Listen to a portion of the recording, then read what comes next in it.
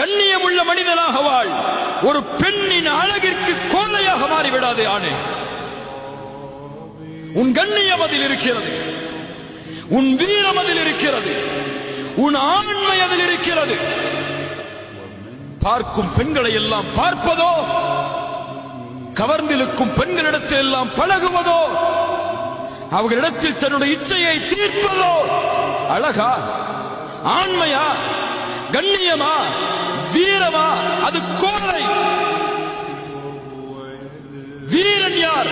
கால மஅதல்லாஹ். வீரன் யார்? அழகுள்ள, குடும்பமுள்ள ஒரு பெண் தன்னை தவறான இச்சைக்கு அழைக்கும் போது, அது முதலாவதாக இருந்தாலும் இறுதிக்காக இருந்தாலும். முதலாவதுனா எதுக்கு? முதலாவதுனா எதுக்கு?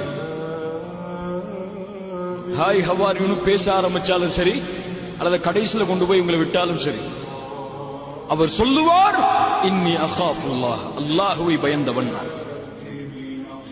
என் நண்பனுடைய பார்வையிலிருந்து மறைக்கலாம், என் பெற்றோருடைய பார்வையிலிருந்து மறைக்கலாம், என் உறவினருடைய பார்வையிலிருந்து மறைக்கலாம், என் ரப்புடைய பார்வையிலிருந்து எப்படி மறைப்பேன்?